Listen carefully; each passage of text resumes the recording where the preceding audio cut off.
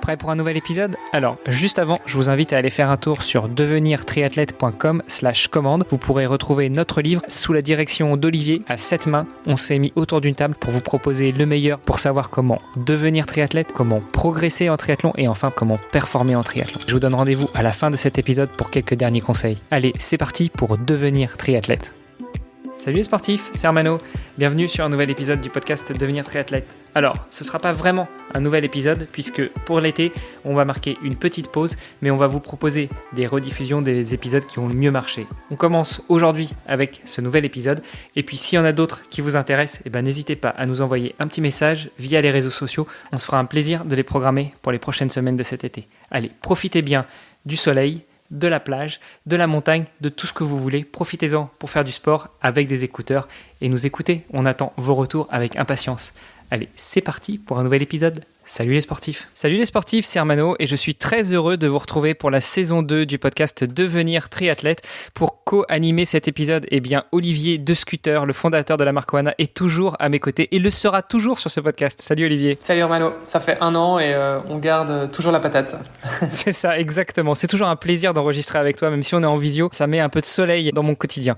Et puis, pour ouvrir cette saison 2, nous vous avons choisi un bel invité. Lui aussi nous ramène un peu de soleil parce que j'ai entendu un petit peu d'accent quand on était en off, quand on préparait un petit peu cet épisode. Bref, arrêtons là le suspense. Nous recevons Philippe Martin. Bonjour Philippe. Bonjour à tous. J'ai vu passer un de tes posts sur LinkedIn et je me suis dit ce serait l'invité idéal pour venir parler de lui, de son expérience du triathlon mais aussi de sa carrière parce que tu vas nous dire tout ça. Je pense que tu as un emploi du temps professionnel bien chargé, mais déjà, ce que je te propose, c'est de te présenter. Qui es-tu ? Que fais-tu dans la vie ? Si tu veux aborder ce sujet, quel âge as-tu ? On va en rester là pour les mensurations, on va pas aller plus loin. Et puis, ton parcours, tes débuts dans le sport, comment est-ce que tu as rencontré le triathlon ? Enfin, ça fait beaucoup de questions, mais on va essayer de te guider sur tout ça. Je vais commencer déjà par l'histoire du post, puisque j'ai beaucoup hésité en fait à le poster sur LinkedIn. LinkedIn étant un réseau professionnel et assez un peu traditionnel et pas vraiment axé parfois sur le sport et surtout par rapport au métier que je fais. C'était pas un post pour la performance, hein, c'était plus un post pour essayer de lier l'environnement professionnel et l'environnement sportif et la démarche un petit peu intellectuelle que l'on fait quand on fait ce type de sport et ce type de job, quoi. C'était ça l'objectif, sans aucune prétention, je dirais, de performance, quoi. Voilà, c'était un peu pour poser le décor, on va dire. Ouais, et puis ce sont quand même deux choses qui se nourrissent vachement. Enfin, je veux dire, la carrière professionnelle, surtout à haut niveau, et puis le sport de haut niveau aussi, entre guillemets, puisqu'à partir du moment où on est sur des triathlons longue distance de type Ironman, en général, c'est assez conséquent en termes de préparation. Donc, je pense qu'il y a énormément de parallèles à faire à ce niveau-là. Tout à fait. Voilà, donc je m'appelle Philippe Martin, donc j'ai 56 ans, j'ai 2 enfants qui sont grands, un fils et une fille. Je suis en couple avec mon épouse là depuis 33 ans. Je dirais on en parlera tout à l'heure, donc elle fait partie un peu de mon histoire à la fois sportive et professionnelle.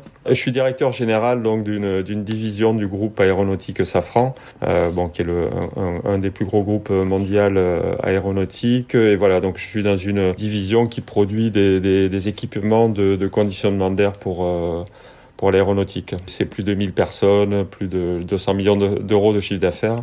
Voilà, donc, et je suis basé à Toulouse depuis 1 an. J'ai commencé le triathlon en 1988. Donc ça va faire rire certains qui étaient peut-être pas nés à cette époque-là. J'ai commencé les Ironman en 2003 en fait. Voilà. Après, en termes de background, j'ai toujours fait du sport depuis gamin, un petit peu de tout, de l'athlé, du rugby, du handball. J'ai été pendant pas mal d'années gardien de but au foot. Voilà, j'étais déjà dans une position dans l'équipe un peu particulière puisque j'étais pas joueur de champ, j'étais gardien de but. Voilà. Et puis après, j'ai fait quelques années de squash jusqu'en 2e série. Donc jusqu'à un niveau assez qui était pas trop mal, quoi. Donc c'était un petit peu Tu étais gardien de but, donc le gardien de but en général il court pas des masses, probablement celui qui court le moins dans l'équipe.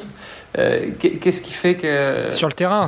Ouais, sur le terrain, mais c'est étonnant que le gardien de but devienne triathlète et Ironman. T'aimais pas courir à l'époque ou Si, j'ai toujours été très sportif, mais je dirais que mes qualités, je dirais de physique étaient certainement plus adaptées à celles de gardien de but.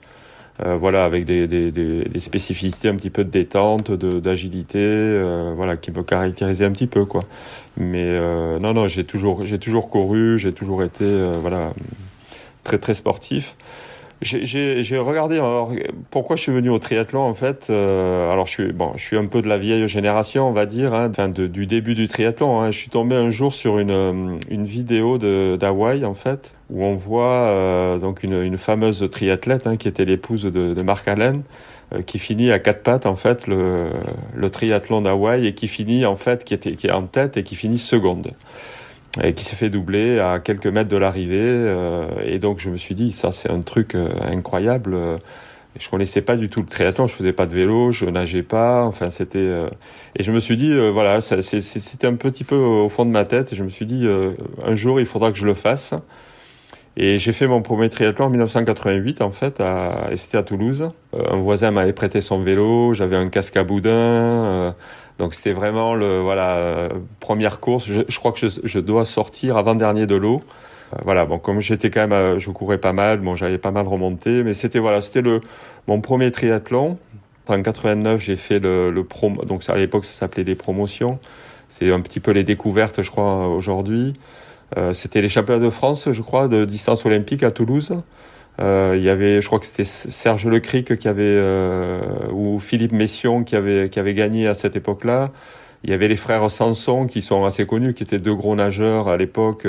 Benjamin Sanson organise aujourd'hui le Frenchman, là, encore aujourd'hui. Voilà, donc c'était cette époque de triathlon assez sympa, avec des tenues un peu bariolées, des vélos incroyables. Voilà, donc ça a été un petit peu mon début. J'ai vraiment commencé en 1992, quand j'ai arrêté le squash en fait, puisque j'avais commencé déjà à avoir un boulot un peu plus compliqué, avec pas mal de déplacements, et ça devenait difficile d'avoir un sport avec des horaires précis. Et voilà, dans les années 91-92, où j'ai décidé, voilà, d'arrêter le squash et d'essayer de me mettre un petit peu au triathlon, quoi. Et donc du coup, en termes d'intensité et de volume, parce que j'imagine que tu faisais pas autant d'heures d'entraînement dans le squash et dans le triathlon, ou c'était le cas? Alors il y avait pas mal d'entraînement physique, course à pied, PPG, pas mal, hein, puisque c'est quand même un sport assez dur, hein, le squash, très très cardio. Donc ça demandait quand même un entraînement assez poussé physique. Mais oui, en termes d'heures d'entraînement, c'est sûr que c'est beaucoup plus faible en fait, hein. D'après ce que tu dis, c'était plutôt du squash de haut niveau. En tout cas, tu faisais ça de manière assez sérieuse. Mais j'ai quelques amis qui font du squash. Et bon, pour eux, c'est plutôt le sport un peu facile, parce que c'est un sport assez urbain, qui peut trouver une salle assez facilement. C'est le truc à faire entre amis comme ça de temps en temps. C'est un sport très technique, hein, puisque c'est un sport de raquette, donc très technique. Alors, où on s'amuse très très rapidement, hein, puisque du moment qu'on prend la bonne balle, parce que les balles, il y a certaines duretés qui sont plus difficiles, mais on peut s'amuser rapidement, un peu comme au tennis, mais dès qu'on arrive à bon niveau, ça devient très technique et très physique. Beaucoup d'entraînement aussi technique. C'est un sport d'automatisme aussi, hein, en termes de frappe de balle, qui demande beaucoup d'entraînement. Ouais. Okay. Par rapport à tes débuts, justement, bon, Olivier, toi, tu connais pas, t'étais pas encore né. moi, je commençais à peine à découvrir ce que c'était que le sport, hein. J'avais 8 ans en 88. Malgré tout, ça reste la belle époque. Comment est-ce qu'on vivait le triathlon à cette époque-là? Parce que je sais pas si tu connais le site Triclair, qui propose quelques vidéos en replay, pour ainsi dire. Et on voit bien que les premiers triathlons, surtout en France, 87, 88, 89, 89 d'ailleurs, quand il y avait les championnats du monde à Avignon, c'était un autre monde, d'autres matériels, d'autres techniques. Est-ce que les entraînements, c'était aussi poussé que ce qu'on peut faire maintenant? Je pense qu'il y a plus d'homogénéité maintenant, hein. C'est-à-dire qu'à la fois les amateurs, on voit que tout le monde aujourd'hui a du bon matériel. Les parcs à vélo sont quand même assez, globalement à 80% avec du bon matériel. À l'époque, c'était très disparate, hein, en fait. Il y avait le haut niveau avec vraiment, alors beaucoup d'expérimentation. Il y avait on voyait les athlètes de haut niveau qui faisaient, voilà, il y avait beaucoup d'expérimentation de matériel. On voyait des trucs un petit peu nouveaux, des guidons assez particuliers. Et après, il y avait 80% des gens, c'était des vélos de course. Le vieux Peugeot à papy en acier, c'est ça? Voilà, tout à fait. Avec non, mais c'était tout ça. Il y avait pas, les pédales automatiques aussi, c'est pareil, hein. C'est arrivé un peu plus tard, hein, puisque les époques Greg LeMond, je crois que c'est dans les années 88, 90. Mais c'était quand même le début du matériel, c'est-à-dire on sentait que le triathlon était quand même un peu précurseur, alors que ça soit pour les tenues, puisqu'il y avait des tenues improbables, des trucs un peu bariolés, avec on courait tous en slip et en cinglé hyper court. Mais il y avait quand même ce côté fun, ce côté... c'est un truc que j'aimais bien, en fait. On a un petit peu perdu ça, puisque ça s'est assez professionnalisé, mais il y avait un côté fun, un côté un petit peu aventure, un petit peu exploit. Enfin voilà, c'était une ambiance un peu particulière qu'on retrouvait dans les parcs à vélo, qu'on retrouve un petit peu moins aujourd'hui, c'est vrai. Ça s'est un peu plus professionnalisé. Et puis en termes d'entraînement, oui, c'est clair que c'était pas... Personnellement, même si je suis pas un sportif de haut niveau, je suis loin de là. Mais les méthodes d'entraînement ont énormément évolué. Et même moi, personnellement, j'ai beaucoup évolué. J'étais toujours à fond toute l'année, c'est-à-dire que j'étais champion du monde d'entraînement, et puis j'arrivais sur les courses, bien sûr, j'étais toujours crevé, j'avais toujours des grosses défaillances. Et je pense que les techniques d'entraînement ont énormément évolué, quoi. Et je crois que plus je vieillis, moins je m'entraîne, en fait. Et mes performances, en fait, ne diminuent pas vraiment, quoi. Donc, c'est vraiment un changement d'approche assez fort d'entraînement, quoi. Ça, c'est super intéressant ce que tu nous dis là. Et d'ailleurs, on pourra certainement y revenir un petit peu plus tard dans la conduite de cet épisode. Donc, tu nous as dit 56 ans, directeur général d'une division de chez Safran, pas mal de boulot quand même, un beau parcours où tu découvres le triathlon en 88, tu découvres l'Ironman, tu nous as dit 2003. J'avais fait en 95, j'ai fait les championnats du monde à Nice, qui était sous le format un format longue distance, c'est-à-dire c'était 4 km à natation, 120 km à vélo et 30 à pied, en fait. Je crois que c'est Simon Lessing qui gagne. Je ne sais pas si on se rappelle de lui, Simon Lessing, qui a été très fort en distance olympique et également en longue distance.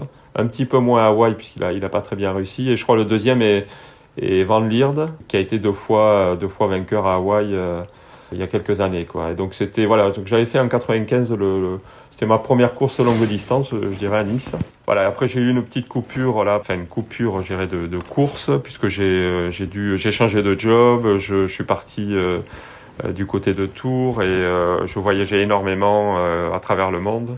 Et j'ai un peu lâché la compétition, je m'entraînais toujours, mais voilà, donc j'ai repris vraiment sérieusement en 2003 avec l'Ironman de Zurich, en fait. J'ai commencé vraiment à me focaliser sur ce type de distance, quoi. C'était justement ma question, c'était qu'est-ce qu'on fait entre 88 et 95 où on monte progressivement en distance. 95, format LD français, donc pas forcément plus dur que l'Ironman, mais en tout cas c'était sur les terres de l'Ironman de Nice actuel. Puis après quelques années de pause, avant de se lancer dans le bain de l'Ironman, qu'est-ce qui s'est passé dans ta tête de sportif? Est-ce que c'était programmé? Est-ce que c'était subi? Tu l'as dit, entre 95 et 2003, t'as pas mal bougé, t'as changé de boulot, donc c'était un petit peu plus compliqué à gérer. Et vers quoi tu t'entraînais, en fait? Tu nous as dit que tu maintenais l'entraînement, mais est-ce que tu avais en ligne de mire un jour d'aller sur la distance Ironman? Alors, tout en restant humble, j'ai des qualités physiques, je pense, d'endurance assez importantes, avec beaucoup de récupération, parce que bon, on en parlera un peu plus tard, mais il m'est arrivé de pouvoir faire 4 Ironman dans l'année, quoi, et avec des performances qui, à la limite, qui s'améliorent au fil de l'année, en fait. Donc c'est la surcompensation, ça. On va dire ça. Donc voilà, donc j'avais des qualités d'endurance et c'est vrai que j'aimais bien les efforts longs. Et c'est vrai que quand on coupe la compétition, on a tendance à s'entraîner finalement plus long et moins intensément. Donc voilà, donc j'étais parti sur cette approche-là un petit peu. Et je pense que les efforts courts étaient peut-être un peu moins bien faits pour moi. J'étais pas nageur à l'origine, puisque j'ai commencé à nager en même temps que j'ai fait du triathlon. Alors ça, pour les jeunes, c'est incroyable, parce qu'aujourd'hui, la nouvelle génération sont des triathlètes. C'est pas des nageurs, c'est pas des cyclistes, c'est pas des coureurs.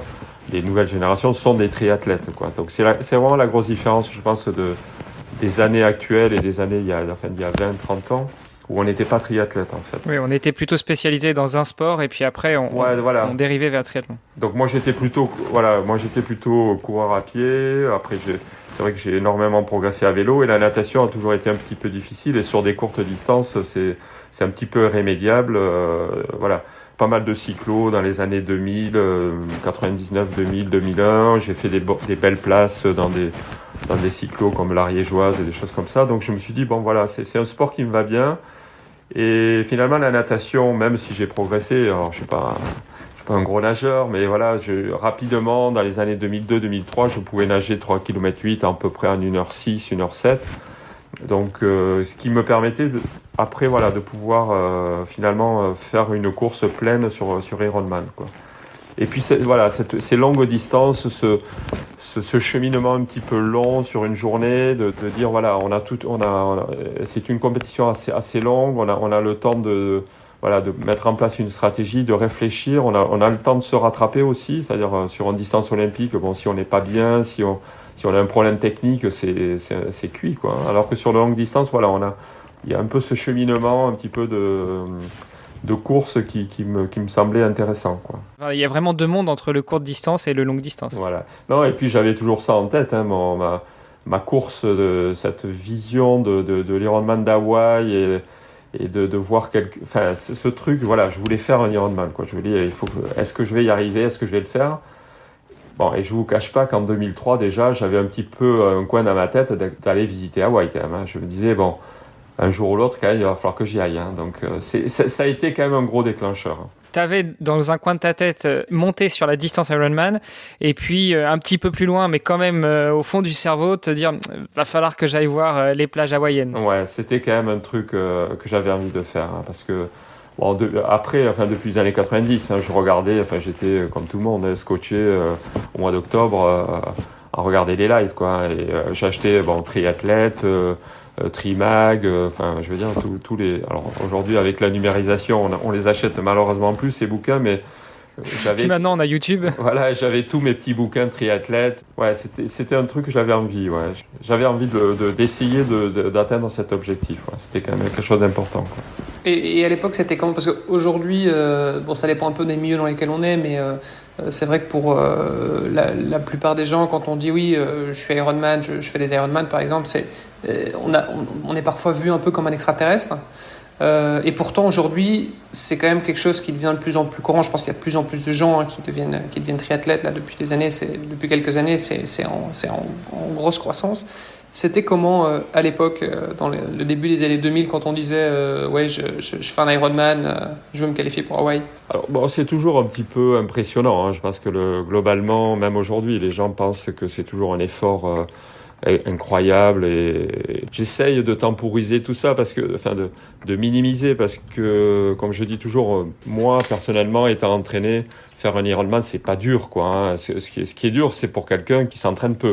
Si vous allez aux États-Unis, et ça n'a pas changé, hein, aux États-Unis aujourd'hui, je pense qu'il y a 40% des gens qui font un Ironman qui n'ont jamais fait d'Ironman ou qui n'ont jamais fait de triathlon. Et il m'est arrivé en 2000. Alors c'était il y a quelques années, mais en 2007, en Arizona, on était à un quart d'heure avant de partir. On était en train de se changer. J'étais à côté d'un Américain un peu costaud. Il avait peut-être un peu forci sur McDonald's et sur le Coca. Et il était en train de s'habiller. Je mettais ma combi et je le vois mettre sa combi à l'envers. C'est-à-dire la face lisse à l'intérieur, et je lui dis, je pense que tu t'es trompé de sens. Et il me dit, écoute, ah ouais, désolé, c'est la première fois que je mets une combinaison et c'est mon premier triathlon. Et le gars faisait son premier triathlon, c'était un Ironman, quoi. Ouais, mais c'est un autre monde, les États-Unis, on est bien d'accord. Voilà, donc je pense que ça reste toujours impressionnant pour les gens. Alors le truc un peu particulier aussi dans mon milieu un peu industriel et du type de boulot, de responsabilité que j'ai, c'est très suspicieux en fait. Un gars qui fait mon job et qui fait du triathlon, c'est pas normal, quoi. C'est-à-dire c'est un mec qui soit il bosse pas, soit il fait semblant. Enfin, c'est pas possible, quoi. C'est ça qui est un peu bizarre. Et dans mon milieu, bon, ça on n'en parle pas trop, quoi, hein. C'est pas. Il y a des milieux professionnels où c'est très à la mode. C'est super que le patron fasse du sport et tout. Moi, je suis dans un milieu un peu ringard, on va dire, hein, le milieu industriel, et parfois c'est un peu suspicieux, quoi. Les gens trouvent bizarre qu'on puisse faire un Ironman en bossant 12 ou 13 heures par jour, quoi. Et encore plus quand on fait 4 par an. Alors là, on doit vraiment te prendre pour quelqu'un qui bosse pas tant que ça. En fait, on a tendance à pas en parler, en fait, dans son milieu professionnel. Alors, le problème maintenant avec les réseaux sociaux, c'est difficile d'être un peu transparent, quoi. Donc, les choses se savent, mais J'ai essayé de pas en parler beaucoup, en fait, dans mon milieu professionnel. Bah, tu sais que là, c'est raté. Là, maintenant, tu passes sur les ondes internationales. Tout le monde va le savoir. Oui, bon. Après, j'ai une réputation aussi qui me suit maintenant, même dans le groupe Safran. Je dirais que c'est su, c'est connu. Bon, voilà. Je voulais revenir aussi avec toi sur les moments forts, justement, de ta vie de triathlète. Peut-être qu'on va pouvoir passer en revue tes nombreuses courses. Et je garde encore un petit peu secret le nombre d'Ironman que tu as déjà terminé. On a bien parlé, justement, de ta découverte du triathlon, de ton évolution dans le triathlon. Est-ce qu'il y a certains moments forts qui ont vraiment marqué cette vie, cette carrière de triathlète? À commencer par le franchissement des étapes, tu nous l'as dit, du long en 95, de l'Ironman en 2003. Est-ce qu'il y a eu des étapes vraiment marquantes? Est-ce qu'il y a eu des faits qui te reviennent encore fortement en tête quand on parle de ton passé de triathlète? Bon, ça fait 2003, donc ça fait quand même 18 ans que je fais des Ironman, mais en fait, je m'aperçois que chaque année, il y a un truc qui me fait avancer, quoi. Alors, j'ai 56 ans, je sais pas jusqu'où ça va me faire aller, mais il y a chaque année quelque chose qui me fait avancer, et c'est ça qui est super. Quand on commence les Ironman, on a quand même des courses en tête, c'est-à-dire il y a des trucs un peu à l'époque, alors c'est un petit peu moins, il y avait Zofingen pour les duathlons, il y avait Lanzarote qui était une course un peu mythique, Embrun, des trucs comme ça, quoi. Alors bien sûr, j'ai commencé par ça, quoi. Donc en 2004, quand j'ai fait Zurich en 2003, en 2004, j'ai fait Lanzarote. Donc super souvenir, une île fantastique. Alors je l'ai fait 7 fois depuis, Lanzarote. J'en parlerai parce que Lanzarote, c'est à la fois une course qui m'a fait un peu découvrir le vrai triathlon, c'est-à-dire Zurich étant une course un peu germanique avec une certaine organisation. Lanzarote, c'est vraiment l'essence un peu du triathlon, et même aujourd'hui, on retrouve encore le début du triathlon. Ça reste, c'est pas la grosse batterie allemande, américaine avec le gros show. Ça reste un truc encore un peu intimiste, intéressant, quoi. Une course dure où finalement les meilleurs triathlètes viennent parfois pas à Lanzarote pour éviter de subir une course dure. Alors donc voilà, Lanzarote était quand même un truc sympa. Et j'ai eu des super souvenirs, comme j'ai eu des très mauvais souvenirs que je pourrais partager un peu plus tard. Donc Lanzarote, voilà, 2004, et la même année, j'ai fait Embrun. Donc je me suis dit, allez, je fais Lanzarote, j'ai fait une belle course, et la même année, j'ai fait Embrun, qui était pareil, une course fantastique, les chaises en plastique, le parc à vélo un peu rustique. Et voilà, j'ai terminé 75e à l'époque à Embrun, donc qui est pas exceptionnel, mais qui était quand même. Voilà, un très bon souvenir. Je me rappelle être arrivé avec mes 2 gamins dans les mains. Ils avaient des stickers partout, allez papa. C'était à l'époque où on pouvait arriver encore avec les gamins dans les mains aux arrivées, donc ça c'était très sympa. Voilà, donc une belle place à Embrun. Et là, je me dis... Attends, on le rappelle, Embrun, déjà, c'est distance Ironman, mais c'est pas le label Ironman. Et c'est le 15 août, ça, c'est une date immuable. Voilà. Lanzarote, c'était quand? C'était plutôt, c'est au mois d'avril, non? C'est au mois de mai. En principe, c'est vers le 20 mai, c'est le week-end alors je sais plus, de l'Ascension. C'est toujours vers le 20-23 mai, quoi, depuis des années. Alors cette année, ça a été le 3 juillet, mais... En principe, c'est au mois de mai, ouais, tout à fait. Ouais. Et du coup, c'est quand même 2 parcours qui sont assez exigeants, que ce soit au niveau du dénivelé ou au niveau du vent aussi, un petit peu à Lanzarote. Est-ce que toi, c'est un petit peu ta spécialité, entre guillemets, ou bien tu as fait un petit peu de tout J'ai fait de tout. Ouais. Alors, c'est paradoxal, mais je préfère aujourd'hui les parcours roulants. Voilà, les parcours roulants, parce que mon vélo est quand même assez fort. Alors c'est assez particulier parce que Lanzarote en fait n'est pas un parcours de grimpeur on peut penser que Lanzarote est dur, c'est montagneux, et en fait c'est pas du tout. C'est vraiment un parcours de rouleur, quoi. Il y a des gars qui ont gagné Lanzarote. Il y a un Estonien assez fameux là qui organise aujourd'hui l'Ironman d'Estonie, Einar Johansson là qui a gagné, qui fait 1m90 à l'époque et qui faisait peut-être 85 ou 90 kilos, quoi. Donc c'est un parcours de rouleur, quoi. C'est un parcours dur de rouleur, beaucoup de vent. Voilà, mais alors qu'Embrun, Embrun est beaucoup plus spécifique et beaucoup plus montagneux. Embrun, c'est un parcours de montagne. Voilà, j'aime bien les courses roulantes aussi, où je me fais plaisir, quoi. 2e année d'expérience sur Ironman, t'en enchaînes 2 à 3 mois d'écart. Qu'est-ce que tu ressors déjà de ce premier doublé après une première expérience? C'est toujours les mêmes choses, c'est-à-dire la fin des courses, à l'arrivée, de dire non, plus jamais ça, c'est terminé, Philippe. Ça dure 6 secondes en général? Ouais, alors ça dépend des courses, mais je dirais que c'est toujours dire non, c'est trop dur, c'est vraiment très très difficile. En général, c'est avant la ligne d'arrivée, ça. Ouais, et après on commence à dire ouais, mais finalement, qu'est-ce que j'ai pas bien fait? Qu'est-ce que j'ai loupé? Qu'est-ce que j'ai pas bien fait? Qu'est-ce qui m'a manqué? Est-ce que j'ai bien bu? Est-ce que j'ai bien mangé? Est-ce que j'ai fait ceci? Est-ce que j'ai fait cela? Et puis voilà, donc on chemine et puis on se dit, ouais, c'est vrai. Si j'avais fait ça, si j'avais fait ci, ça serait... Donc on se dit, bah voilà, on se projette sur une autre course en disant, bon, comment améliorer ce que j'ai pas bien fait sur cette course-là? J'ai peut-être pas tout donné, donc voilà, on se reprojette tout de suite et puis l'envie revient vite, quoi, en fait. On se dit, voilà, comment je peux améliorer ça, et ça vient assez rapidement. Donc ça, c'était pour le premier vrai moment fort dans ta carrière de triathlète longue distance, Ouais. d'enchaîner ces deux-là après la première expérience en 2003. T'as d'autres moments forts qui te reviennent comme ça, alors pas forcément sur distance Ironman, mais vraiment des moments forts dans ton expérience, dans ta vie de triathlète? On peut en parler, hein. J'ai eu, par exemple, un gros accident à Lanzarote, quoi, qui m'a énormément marqué, qui a marqué mon épouse aussi, hein, puisque depuis ce temps-là, elle a du mal à me suivre sur les courses, puisque elle était sur le bord du parcours, elle a vu une ambulance passer avec mon vélo accroché derrière, donc ça l'a un peu traumatisé. Donc j'ai eu une grosse chute, en fait, dans la descente du Mirador del Rio, là, qui est la pratiquement dernière montée à Lanzarote, et j'ai chuté dans la descente. Donc j'ai failli perdre des doigts de la main. Un petit peu gros traumatisme. La grosse anecdote, c'est que je devais démarrer un nouveau job une semaine après. Et mon nouveau job, c'était prendre la direction générale d'une société, d'une joint venture entre Boeing et Safran au Maroc. Je vais vous tout raconter, hein. Donc Lanzarote, accident, donc je passe la journée à l'hôpital, on me recoue, et là je dis à ma femme, non mais il faut qu'on rentre, quoi. Il faut que je rentre. Dans une semaine, je pars au Maroc. On est parti. Je suis arrivé à Toulouse, je crois, donc parce qu'on a loupé l'avion. Bien sûr, comme j'étais à l'hôpital, on a loupé l'avion. J'ai dû prendre un billet business pour pouvoir rentrer à Toulouse. On est passé par Madrid. Je suis arrivé à Toulouse à 4h du matin. Et à 7h du matin, j'étais au boulot, quoi. Donc j'étais au boulot, la minerve, le bras, la main opérée, des pansements partout. Donc les gens m'ont regardé. Je suis là quand même allé voir mon médecin qui m'a dit, bon, mais Philippe, il faut te faire opérer de la main, tu vas perdre tes doigts, il y a un souci, ils t'ont mal recousu. Donc j'ai passé la nuit à l'hôpital. Le lendemain matin, je suis reparti à midi, je suis sorti de l'hôpital pour aller bosser. Et le lundi suivant, j'étais à Casablanca, devant donc ma nouvelle boîte.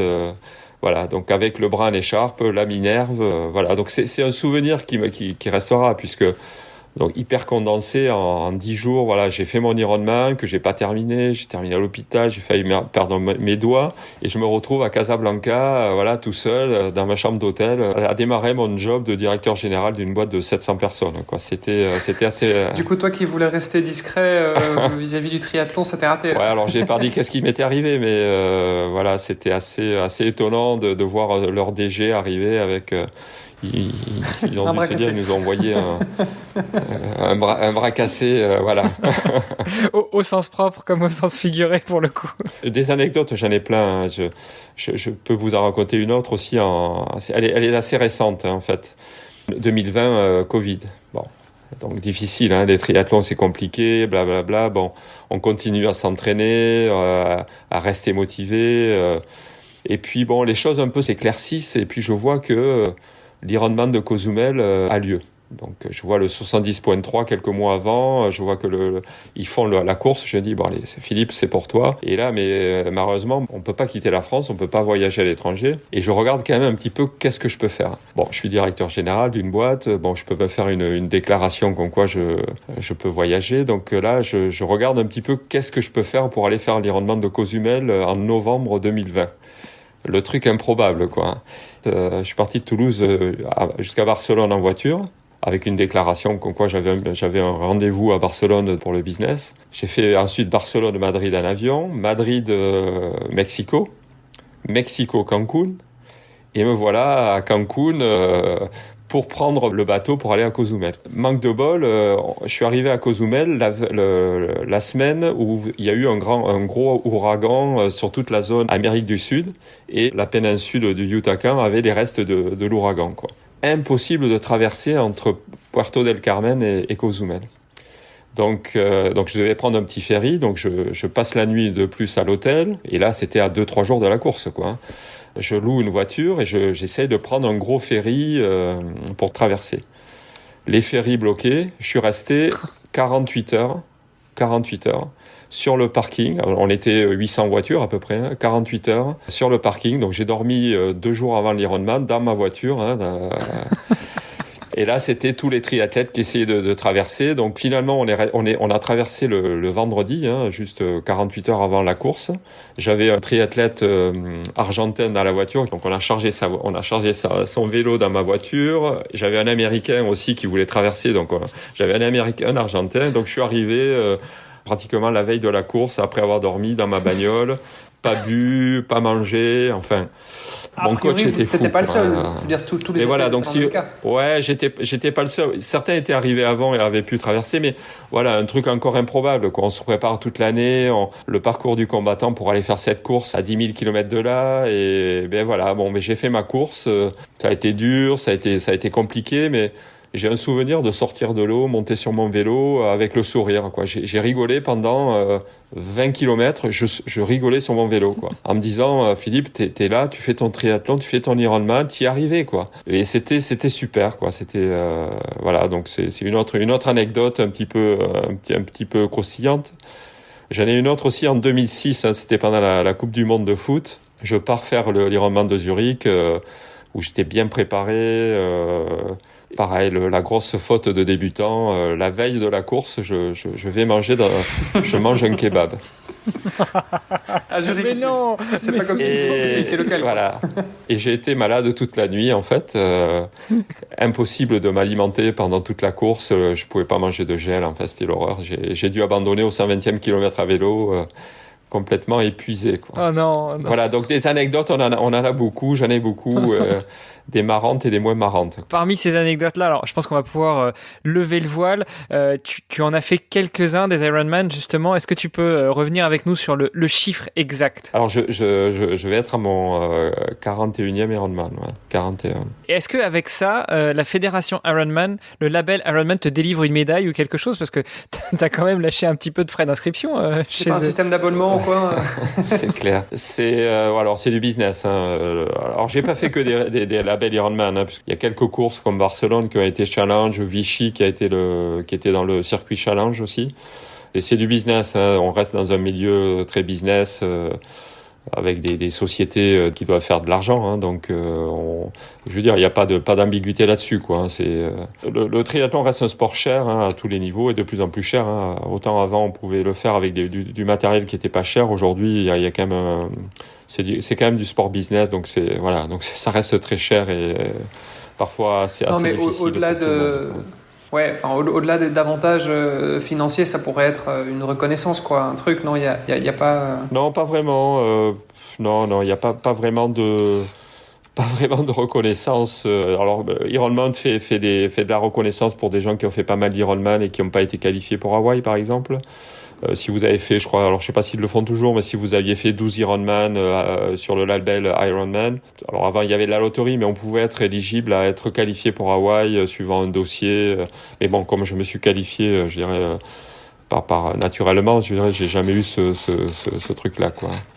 Mais bon, voilà, en plus j'attends pas du tout de reconnaissance, pas du tout. C'est pas, voilà.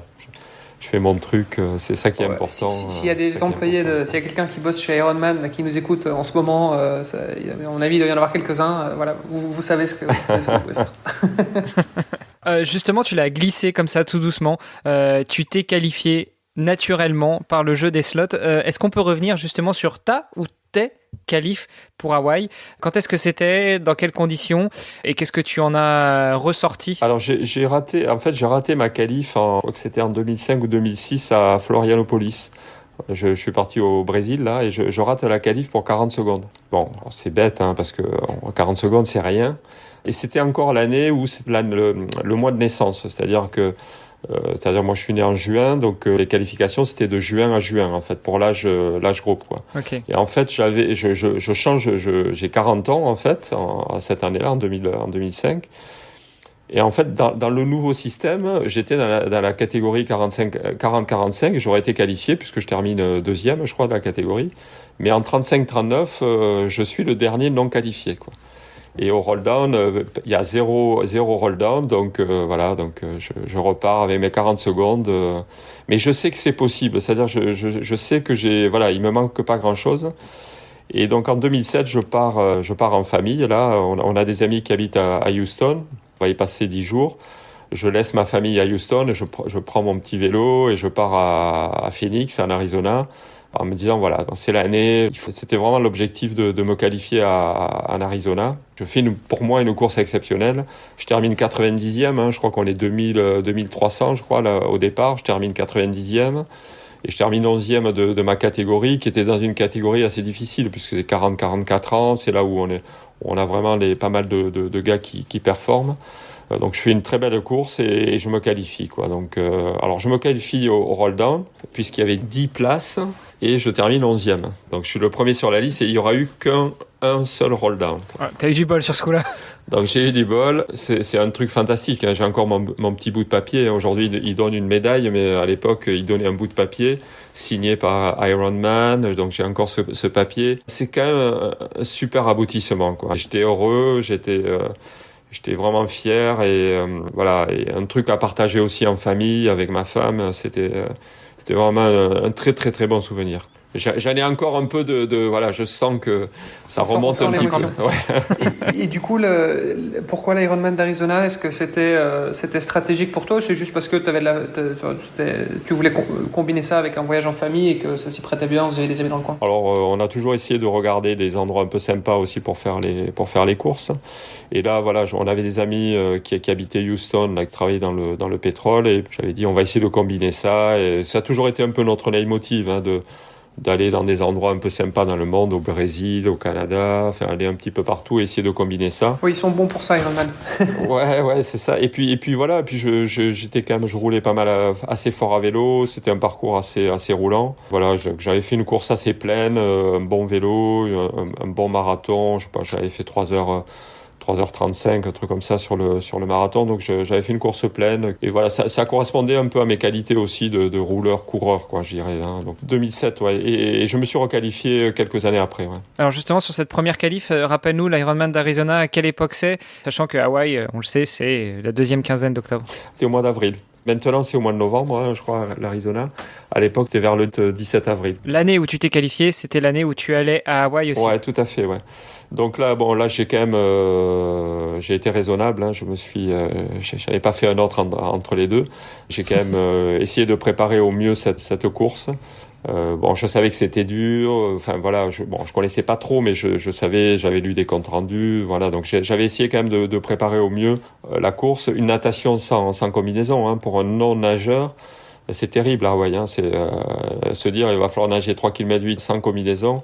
Voilà, il y avait quand même une certaine appréhension. Donc voilà, je m'étais dit il faut que à y aller, je voudrais faire quand même une course assez pleine. Et quand tu prépares, parce que tu parlais tout à l'heure de ton coach qui s'arrachait les cheveux pour l'Ironman de Cozumel où tu passais 48 heures dans ta voiture, c'est qui ton coach? Est-ce que t'en as un qui t'a suivi sur toute ta carrière sportive pour l'instant, ou bien t'as changé, tu te coaches un peu toi-même aussi? Comment ça se passe? Au début, je m'entraînais un petit peu tout seul, où je regardais des plans un peu, qui étaient un peu diffusés sur les revues. En fait, j'ai eu vraiment deux coachs qui m'ont fait chacun progresser, hein, à leur façon, je dirais. Le premier qui m'a fait bien progresser, avec qui j'ai eu une qualif aussi à Hawaï quelques années après, c'est Grégory Boutier. Je sais pas si ça vous dit quelque chose, Greg Boutier, qui a été un triathlète professionnel français, qui a fait de très belles places, qui a fait moins de 9 heures sur des courses Ironman. Voilà, donc j'ai été 3-4 ans avec lui. J'ai arrêté. Et là, depuis 2019, c'est Nicolas Aimé qui me coach. Voilà, alors, moi, j'ai évolué aussi dans mon approche vis-à-vis du sport et vis-à-vis du triathlon. Voilà, il a une approche aussi qui est très intéressante, pas simplement sportive, mais aussi sur l'environnement, je dirais, psychologique et d'approche du sport. Le courant est bien passé, et voilà, donc ça me permet de continuer à évoluer, je vais pas dire à progresser, mais à pas régresser, quoi, hein. Puisque j'ai 56 ans et finalement, je pense que je ne régresse pas encore en termes de... Finalement, c'est une progression, en fait, de ne pas régresser avec l'âge, ça reste une progression. Oui, tout à fait. Toutes mes données un petit peu physiologiques de watts ne déclinent pas. Elles sont plutôt en amélioration. Donc, c'est quand même un message d'espoir, on va dire, pour les jeunes. Une approche un peu plus scientifique et un peu plus structurée. Et moi, m'apporte beaucoup en ce moment, quoi. Voilà, donc hyper important d'avoir un coach, surtout avec un boulot qui est compliqué. Et du coup, justement, enfin, on y vient parce que c'était tes coachs, on va dire, qui étaient peut-être plus orientés préparation physique, voire un petit peu mentale aussi. Est-ce qu'ils t'accompagnent aussi dans la manière d'appréhender les entraînements par rapport à ton travail? Comment est-ce que tu insères ça dans ta carrière professionnelle? C'est des choses aussi sur lesquelles tu es accompagné, ou bien là, c'est vraiment toi qui dois t'organiser tout seul comme un grand? Enfin, je pense que pour un coach, c'est très difficile de coacher quelqu'un comme moi, enfin, finalement, parce que bon, l'emploi du temps est très compliqué.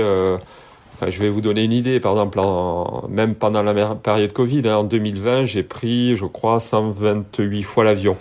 Okay. Donc pendant les dernières années, là, entre 2018 et 2020, ma femme était à Toulouse, j'étais à Paris. Donc j'avais 4 sites dans le monde. Donc voilà, je travaille 12-13 heures par semaine. Je prends l'avion... Par jour, tu veux dire? Par jour, pardon. C'est ça le secret. C'est ça le secret, voilà. Je vois, le lundi matin, je me levais à 4h30 pour prendre l'avion de 6h pour aller à Paris. Donc c'est compliqué. Donc voilà, donc l'idée, c'est vraiment de donner ces disponibilités. Et puis après, c'est vraiment à moi c'est ma rigueur de respecter vraiment les plages d'entraînement, d'essayer de caler au mieux ces moments d'entraînement, quoi. Mais c'est vrai que c'est compliqué pour un coach, parce qu'on n'a pas beaucoup de temps de récupération, on dort pas beaucoup, il y a beaucoup de voyages, donc tout ça c'est compliqué, quoi. Donc je suis peut-être pas le bon exemple, je dirais, de planification d'entraînement et de récupération de sommeil, de nutrition, mais il y a un côté un petit peu aussi intéressant, c'est-à-dire que on peut le faire, quoi. C'est-à-dire que avec un peu d'organisation, un environnement familial qui est quand même un porteur, qui est favorable, avec une volonté, un peu de rigueur, un peu de résilience, on peut arriver à faire les deux, quoi. Et après, les deux sont très complémentaires. Je veux dire, quand on passe 2 heures dans une réunion avec les États-Unis jusqu'à 10 heures du soir, où on a quand même cette résilience, cette habitude d'être dans des efforts un petit peu longs. Et je pense que ça me sert beaucoup aussi dans mon travail, quoi. C'est indéniable. En moyenne, ça représente combien d'heures d'entraînement sur la semaine, combiné avec les 12-13 heures par jour? Ça va surprendre et ça va peut-être décevoir, on va dire, les triathlètes. Puisque le triathlète de base aime s'entraîner beaucoup, en fait. Je m'entraîne à peu près en moyenne. Sur une moyenne sur l'année, c'est 13 heures à peu près par semaine. 13 heures. Alors, il y a des semaines où ça monte beaucoup plus, soit des stages, soit des périodes où je suis en vacances, où je vais quand même beaucoup plus m'entraîner. Je peux faire des semaines à 25 heures, par exemple, quand je suis en vacances. Mais après, en moyenne, c'est 13 heures par semaine et une grosse partie très concentrée sur le week-end, puisque c'est là où je peux m'entraîner un peu plus. C'est-à-dire, je ne peux pas faire de vélo le soir. C'est impossible. Alors, mon coach m'a presque fait aimer le home trainer. En même temps, 2020, tu n'avais pas trop le choix, même si tu as beaucoup pris l'avion. Voilà, donc on a essayé de caler quand même depuis quelques temps des séances un peu qualitatives sur le home trainer. Et ça m'a fait pas mal de bien, en fait, depuis 1 an et demi, 2 ans, quoi. Ça me permet un peu de rattraper le manque que j'ai de charge, en fait. Donc je suis quand même un peu limité par la charge d'entraînement. C'est ça qui m'embête un peu, que ça soit même musculairement, c'est-à-dire qu'il y a des séances d'endurance que je peux pas faire parce que j'ai pas le temps. Donc ça peut me limiter musculairement par exemple sur le marathon, où je peux être limité par ça, quoi. Ouais, en même temps, à 13 heures en moyenne par semaine pour un triathlète amateur, c'est déjà pas mal. Et puis surtout, tu as 30 ans d'expérience derrière. Oui, mais ça va vite, hein, les sorties vélo. Bon, dès qu'on fait des sorties vélo un peu longues, il faut quand même rouler un petit peu. L'entraînement sur longue distance, c'est quand même... c'est beaucoup d'endurance fondamentale, hein. Enfin, on parle de Z2 ou de faible cadence. Donc, on est souvent, en fait, c'est beaucoup d'entraînement à basse intensité, hein. À contrario sur du déo où on est un peu plus sur des intensités fortes. Une grosse partie de l'entraînement est quand même sur des intensités relativement faibles, voire très faibles, quoi. Mais ça prend du temps, quoi. C'est ça qui est important, quoi. Ce qui est intéressant, c'est cette approche de l'entraînement et le fait de pouvoir continuer à s'améliorer malgré l'âge, quoi. J'ai fait mes meilleurs temps, par exemple, vélo. J'ai fait 4h54, par exemple, sur 180 km à 48 ans, quoi. J'ai fait moins de 10 heures à 48, 49 ans, alors que je l'avais jamais fait avant. Donc, on peut continuer à progresser, quoi, tout en se spécialisant un peu plus dans cet entraînement. Là-dedans, j'imagine, il faut que tu fasses des sacrifices aussi. Ça fait partie un peu de la vie du triathlète, surtout du triathlète amateur qui en plus de ça est DG et a un emploi du temps comme le tien. C'est quoi les sacrifices que tu fais? Il n'y a aucun sacrifice. Si je faisais des sacrifices, j'arrêterais le triathlon. Non, c'est difficile. On peut pas parler de sacrifice. Ça serait difficile. Ça veut dire, je vais parler un peu plus intimement, mais dire que j'aurais fait des sacrifices, ça veut dire que j'aurais sacrifié ma vie de famille, j'aurais sacrifié mes enfants, j'aurais sacrifié la vie avec ma femme. Donc c'est pas du tout ça. Par contre, j'optimise au maximum mon temps, c'est-à-dire que je regarde pas la télé, je lis les news dans l'avion, c'est vraiment une question d'optimisation et j'essaye au maximum de pas effectivement avoir une obligation de sacrifice. Et je crois que ça c'est très important pour pouvoir être bien dans ses baskets tout le temps et que ce soit au boulot. Et c'est vrai que c'est très difficile parce que ça demande beaucoup de contraintes de temps, d'organisation. Comme je dis souvent à mon coach, quand j'arrêterai le triathlon, il y a un truc qui s'arrêtera, c'est cette sensation d'être minuté. Ouais. Par rapport à quelqu'un qui a peut-être un job un peu plus tranquille ou qui travaille un peu moins. C'est-à-dire si je me lève à 5h du matin pour faire une séance de course à pied, je sais que il faut que je me lève à 5h, à 5h10, je parte courir. J'arrive à 6h. À 6h, je sais que je vais déjeuner, qu'à 7h30, j'ai une réunion qui va commencer. Je sais que tout est timé, quoi. Et le soir, c'est pareil. Donc, c'est pas du sacrifice. Je pense que c'est une question d'organisation. Il faut un support familial qui est super important aussi, quoi. Ça, c'est primordial. Ça, c'est sûr. Le support familial, ça, c'est quelque chose qui est indispensable.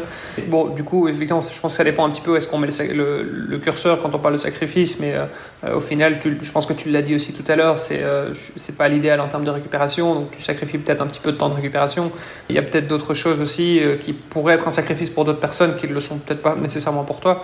Je sais pas, ça peut être un dîner avec des amis ou ce genre de choses. Enfin, il y a des gens on va tous décider d'investir notre temps d'une manière ou d'une autre, et donc ça pourrait être des sacrifices, mais qui pour toi tu ne considères pas ça comme un sacrifice, quoi. Par rapport au triathlon et au sport en général, je pense que je suis pas, on va dire, le triathlon n'est pas vraiment un objectif pour moi de course, de faire des courses, faire des performances. C'est plus devenu au fil des temps une façon de vivre un petit peu. C'est un mode de vie. Voilà, un mode de vie, ça rythme un peu ma vie perso, ma vie professionnelle, ma vie.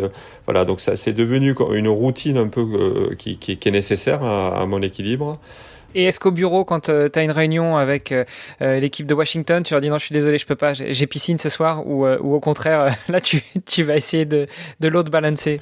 Non, alors par contre, je veux dire, à toute la rigueur que je me donne, elle se retranscrit au travail. C'est-à-dire que je demande à mes équipes, une réunion qui dure 1 heure, elle dure 1 heure, quoi. Si elle dure pas 1h30, quoi. Donc cette rigueur et cette organisation, je demande aussi, alors c'est un peu difficile parfois aux collaborateurs de suivre ce rythme-là, mais voilà, c'est aussi ce qu'on s'oblige un petit peu dans le sport. On applique quand même certaines choses aussi dans le travail, quoi. Ça c'est important, quoi. Et inversement, on revient sur ce qu'on disait tout à l'heure. En termes de préparation aussi, c'est exactement la même approche. Quand tu as justement cet agenda qui est minuté, je sais pas, le matin tu vas t'entraîner, puis il y a le petit déj, puis il y a la réunion qui démarre, etc. C'est vraiment à la minute près. Est-ce que il y a un peu un sentiment de stress, il faut que je me dépêche, je suis un peu à la bourre, tout ça, ou alors c'est vraiment devenu un automatisme et t'es hyper relâché et très tranquille avec ça? Alors il faut créer ces automatismes en fait. Il faut essayer de s'enlever des contraintes un peu matérielles, c'est-à-dire par des routines un peu habituelles, c'est-à-dire on met en place des routines un peu habituelles qui nous permettent de nous faciliter de faire la séance ou de préparer la séance.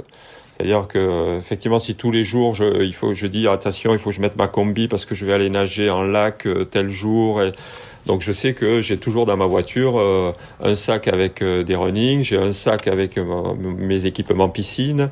Voilà, donc c'est aussi cette routine et cette préparation peut me permettre d'enlever cette contrainte un peu d'y penser tout le temps, quoi. Donc voilà, par certains petits automatismes qui permettent de faciliter aussi la pratique. Ça c'est important, quoi. Et le bon vieux tuyau des affaires de sport qui sont prêtes la veille au soir pour que le matin tu te lèves, tu sautes dedans et tu te poses pas la question j'y vais pas, il fait beau, il fait pas beau, ça fait partie de la routine. Oui, tout à fait. C'est comme voilà, c'est comme se lever très tôt le matin pour aller courir. Il faut pas se poser la question si j'y vais pas, quoi. Donc le réveil sonne, on y va, quoi. Et après, c'est vrai que le plaisir du post-séance, c'est d'arriver au travail en forme, très détendu, avec un esprit très ouvert et très aiguisé en termes physiques et en termes psychologiques, c'est super, quoi. Non, après je dis il faut qu'on arrive aussi. Alors c'est des choses je pense qu'on fait petit à petit avec l'expérience. C'est-à-dire, je dors pas beaucoup, je peux arriver à dormir 5-6 heures par jour sans aucun problème, avec une bonne récupération, et je peux m'endormir dans un avion pendant 10 minutes tout de suite, qui me permet de récupérer aussi beaucoup plus vite, quoi. Et c'est avoir ces petits moments aussi. Alors ça demande aussi un peu d'entraînement, mais de pouvoir s'endormir très rapidement sur des périodes très très courtes et qui permettent de bien récupérer, quoi. Par rapport à ce que tu disais tout à l'heure, tu arrives avec un esprit libre, enfin ouvert, aiguisé au moment de commencer ta journée parce que tu as été courir justement à l'aube. Je pense qu'on est tous d'accord que ça crée énormément de bienfaits dans la vie pro.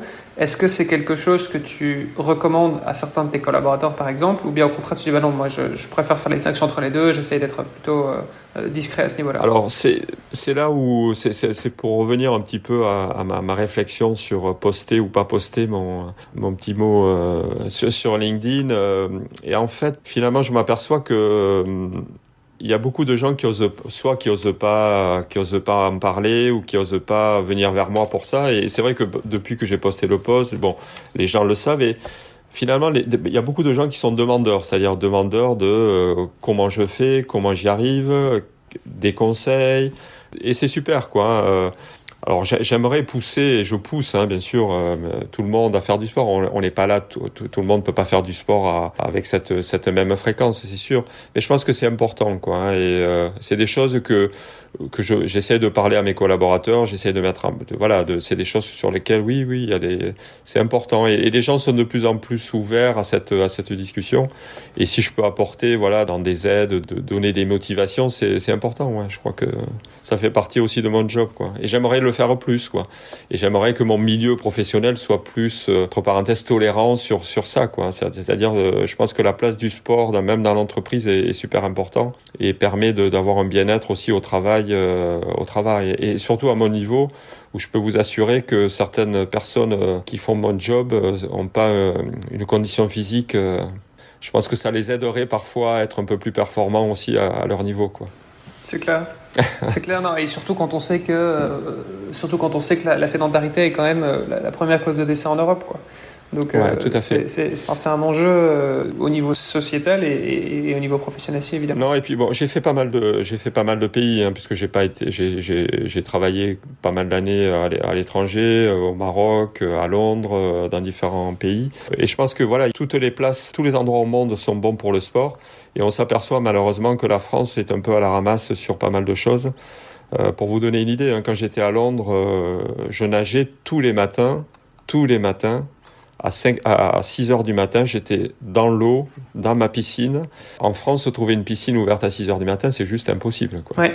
Donc, il y a plein de pays. Le Maroc, c'est pareil. Le Maroc, on peut se dire, c'est un pays en voie de développement où le sport mais c'est faux. Je pouvais nager très tôt le matin. Enfin, il y a des conditions aussi qui sont là pour favoriser ça. Et c'est vrai qu'en France, c'était très difficile, Les piscines, c'est compliqué. Et dans les entreprises, parfois, c'est très compliqué, Quand j'étais au Maroc, même un patron, je faisais pas mal de triathlon. On avait un club de triathlon à Casablanca avec que des Marocains pratiquement, avec des patrons de banques, et c'est vrai que c'était un peu plus démocratisé, quoi. C'est-à-dire il n'y avait pas de suspicion, les gens allaient faire de l'entraînement et il n'y avait aucun souci, quoi.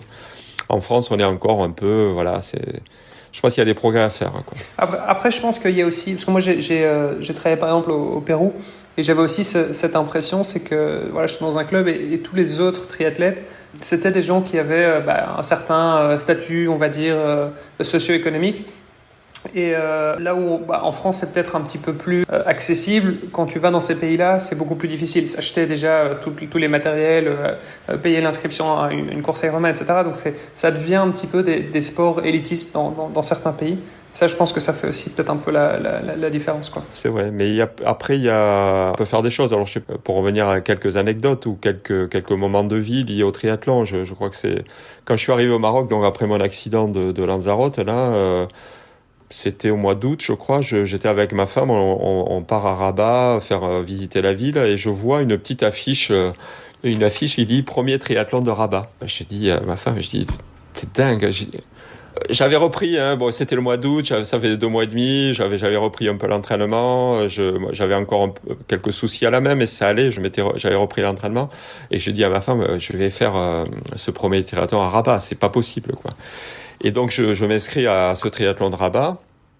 Donc, il y avait principalement que des Marocains. Donc, c'était le truc bon enfant. J'étais avec mon vélo carbone. Bon, il a fait sensation. C'était un truc de malade. On était, en fait, il y avait 2 Européens. Un autre gars, alors, je me rappelle plus de son nom, hein. C'est un triathlète français. Alors, il est plus trop sur le circuit. Ce mec était assez fort. Et il y avait aussi, je sais pas si vous devez le connaître. Je crois que c'est Medik Essadik, qui a représenté le Maroc cette année aux Jeux Olympiques et qui était au Racing Club de France, qui est Toubib, qui est docteur, qui a fait du triathlon à haut niveau et qui a fait les Jeux Olympiques encore cette année. Alors je pense qu'il doit avoir la 37, pas loin de 40 ans maintenant, mais il est sorti bien en natation. Voilà, il était dans cette course, il a gagné d'ailleurs à l'époque. Et donc je fais ce triathlon de Rabat et je me gare donc je sors mon vélo et à côté de moi. Il y a un gars qui descend de sa voiture et je vois avec handicapé, une jambe atrophiée sur un côté, il met son attelle, il met sa prothèse et on commence à discuter. Donc un mec super sympa, il était avec son frère. Alors je vais dire son nom hein, parce que c'est un ami et c'est quelqu'un qui est exceptionnel et je pense que ça peut être une bonne idée pour vous de podcast futur, hein. Il vit aux États-Unis maintenant du côté de Sacramento. Donc son nom c'est Mohamed Lana. Donc il a été 3e aux Jeux Olympiques paratriathlon, pas ce Jeux Olympiques-là, celui avant à Rio. Il a été 3e hein, paralympique. Et ce gars, donc je le vois et on commence à discuter. Il me dit c'est mon premier triathlon. Donc il avait son fauteuil roulant, il avait tout ça. Et donc c'est un gars avec qui on a sympathisé et voilà, avec qui j'ai roulé là-bas, j'ai prêté mon vélo, j'ai essayé de lui trouver des trucs. Et c'est un gars, voilà, c'est pour revenir un petit peu au Maroc. On a aussi une responsabilité des fois dans ces pays d'aider les sportifs, d'aider les gens qui n'ont pas trop les moyens. Et c'est un gars qui a fait des choses exceptionnelles. Moi à côté, j'avais un petit homme et c'est un gars par exemple qui a fait l'Ironman de Zurich en 12 heures et quelques. Hein. Donc il a fait le vélo normalement et il a fait le marathon avec des béquilles. Pour vous donner une idée, c'est un gars qui a fait la traversée de Gibraltar à la natation. Il a fait le marathon des sables. C'est un gars exceptionnel, quoi. Je sais pas si je lui ai donné la vocation. Mais voilà, c'est un gars que j'ai conseillé, que j'ai essayé d'aider, que j'ai toujours conseillé. On s'est toujours gardé de vue là. Et voilà, c'est des petites choses qu'on fait aussi dans des pays, parce que tu disais, c'est vrai que c'est réservé parfois à des élites hein, dans ces pays-là. Mm-hmm. Mais aussi, on peut donner cette envie et aider certaines personnes dans ces pays-là aussi à faire ce type de sport-là. Et voilà, donc c'est un gars aujourd'hui qui fait des choses exceptionnelles dans sa vie.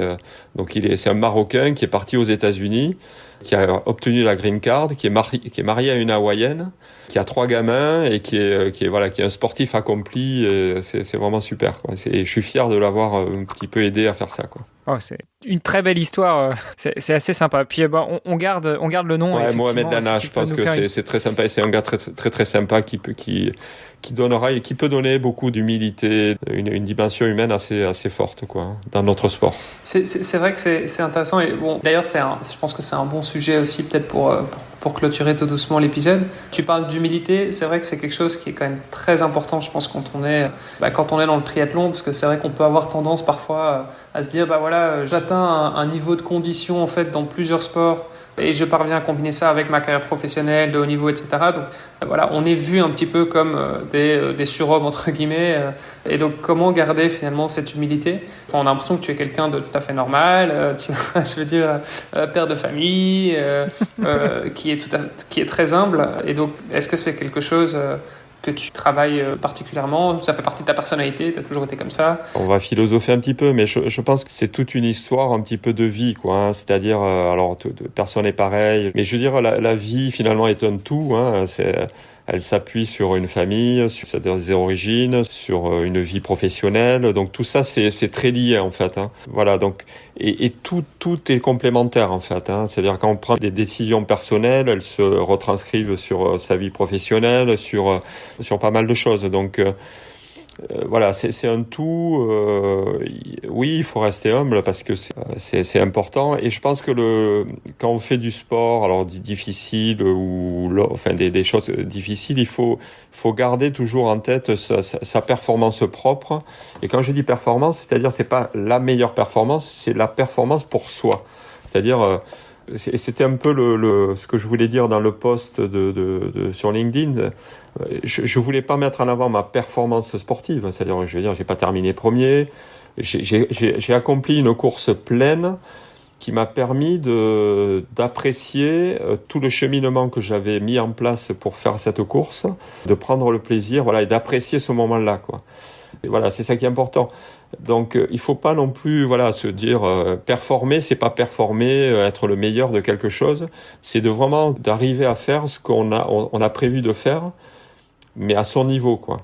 Et voilà, dans mon métier, c'est pareil, je serai jamais président de Safran, je suis pas polytechnicien, je suis pas, voilà, donc je sais très bien qu'il y a des choses qui n'arriveront pas, mais on peut se fixer un objectif, si on met tout en œuvre pour l'atteindre et tout en restant aussi humble, et même quand on est directeur général d'une société, je veux dire, on travaille avec beaucoup de gens, il faut embarquer tout le monde, si on n'a pas un peu d'humilité, un peu d'empathie avec les gens, voilà, et essayer de fixer les objectifs, mais qui soient assez smart, on n'y arrive pas, quoi. Donc tout ça, c'est important. Alors, quoi. en guise de conclusion, je voulais revenir sur une chose que tu as dit tout à l'heure. Tu as dit que quand on parlait d'organisation de vie, pour toi, quand tu arrêteras le triathlon, tu n'auras plus l'impression d'être chronométré. Est-ce que ça veut dire que tu envisages d'arrêter le triathlon avant d'arrêter ta carrière professionnelle? Alors 56 ans, malgré les débats actuels en France, t'es quand même beaucoup plus près de la retraite qu'un début de carrière. T'envisages d'arrêter le tri avant le boulot, du coup? Alors le triathlon, j'ai dû l'arrêter à peu près 41 fois. Oui, au moment où tu passes la ligne de l'Ironman. 39 parce que t'as pas fini Lanzarote. Donc je l'ai arrêté plein de fois en fait, hein, mais ça va faire rire pas mal de gens qui me connaissent, puisque j'ai souvent écrit que c'était mon dernier, que j'arrêtais, que ça suffisait, que je pouvais pas faire tout ce que je devais, enfin c'est que ça devenait trop compliqué. Bon, j'avoue que c'est difficile, quoi. Même mon épouse voudrait que j'arrête et voudrait que je mette un peu pédale douce là-dessus. Je crois que c'est un truc que j'ai en moi, quoi. C'est un truc que j'ai envie, que j'ai besoin, j'ai envie. Bon, je sais pas, comme je dis à mon coach Nick, j'aimerais bien gagner à Hawaï un jour. Donc peut-être, ça sera en 65 ans, ça sera en 70 ans, ça sera, je sais pas, mais il faut que j'y arrive, quoi. Donc on va tout faire pour. Alors je suis en plus dans une catégorie d'âge qui est hyper compétitive. Si vous regardez la catégorie 55-59 aujourd'hui, vous pouvez regarder, il y a de sacrés clients. Comme je disais à mon coach, je crois que il y a eu une course, alors je crois que c'est Nice, cette année, à Nice, l'Ironman de Nice. Le premier 55-59 fait un meilleur temps que le 50-54 et fait meilleur temps que le 45-49. Ouais, mais le problème, c'est que ta catégorie d'âge, quand elle va changer, celle des autres aussi va changer. Donc en fait, t'es dans la mauvaise génération. Voilà, je suis tout à fait. C'est vrai, que tout le monde s'arrête. C'est une génération qui est très forte, en fait. Il y a quelques gars très forts, quoi. Non, mais donc ça va se jouer à longévité, quoi. Ça va être celui qui va rester le plus longtemps. Voilà, tout à fait. Non, mais pour sérieusement. S'il m'arrive pas de pépin physique, je veux dire, on n'est jamais à l'abri de rien, mais ouais, c'est un truc qui est en moi et que j'ai envie de continuer. Ouais, tant que pour terminer, peut-être parce que j'en ai pas parlé.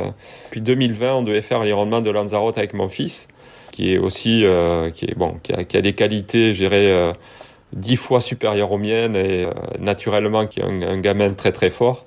Voilà, c'était notre objectif de faire Lanzarote en 2020. On n'a pas pu le faire. Cette année, bon, ça a été encore repoussé. Il n'a pas pu venir au mois de juillet. Mais voilà, donc on a prévu de faire Lanzarote en 2022 tous les deux, et avec l'espoir d'être. Alors, je sais pas si ça a déjà été fait, d'être père et fils, de pouvoir se qualifier pour Hawaï la même année sur la même course. Écoute, c'est le pire qu'on te souhaite. Hein. Franchement, ce serait un bel épilogue. Merci. Philippe, ce podcast s'appelle Devenir triathlète, et je voudrais inaugurer avec toi pour cette deuxième saison la question de fin du podcast. Olivier était pas encore au courant.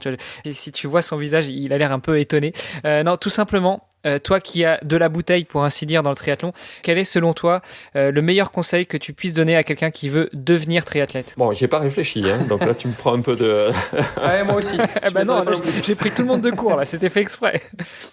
Alors, le triathlon est un sport qui est vraiment très bien équilibré, qui est un sport à la fois porté, à la fois... voilà, donc c'est une combinaison de trois sports qui sont musculairement très harmonieux, hein, c'est-à-dire un triathlète à comparer à un coureur à pied ou un nageur, c'est un sport très équilibré. Je pense que c'est un sport très moderne, qui est très bien dans le moment, quoi, dans notre ère là des années 2020, où il y a beaucoup de vélo, on fait beaucoup de vélo, où il y a du sport nature, voilà. Donc c'est un sport qui est assez qu'on peut faire partout.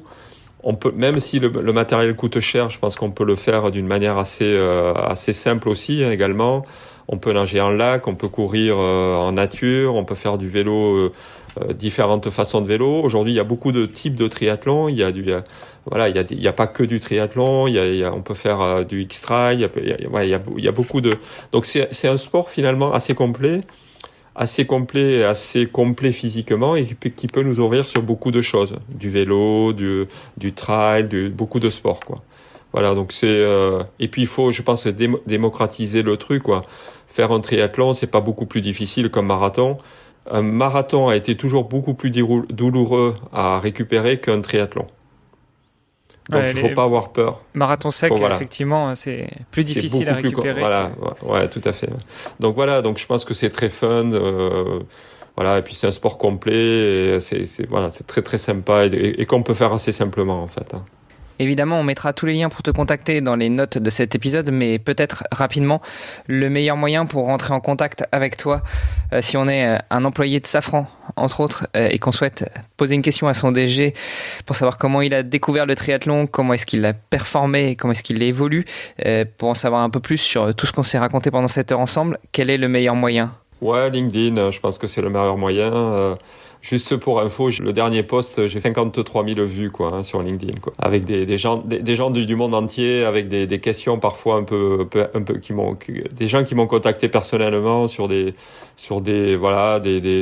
partages, j'ai trouvé ça super sympa, et des jeunes triathlètes, des jeunes étudiants chez Super Héros, des polytechniciens qui me disent je suis étudiant en Polytechnique, comment je peux faire pour faire ce que vous faites au niveau du job et faire de l'Ironman.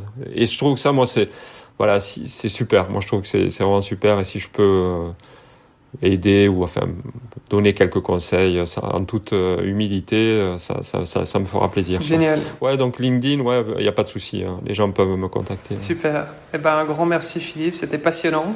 Merci à vous. Merci pour votre implication aussi dans le triathlon. Je pense que c'est important aussi que des personnes comme vous fassent l'effort de partager cette passion. Je crois que c'est important, quoi. Écoute, c'est effectivement l'essence même de notre média. C'est comment devenir triathlète et comment démocratiser tout ça. Super. Merci beaucoup. Merci à vous. Merci à toi. Un grand merci, Philippe. Passez une bonne journée. Ciao. Merci.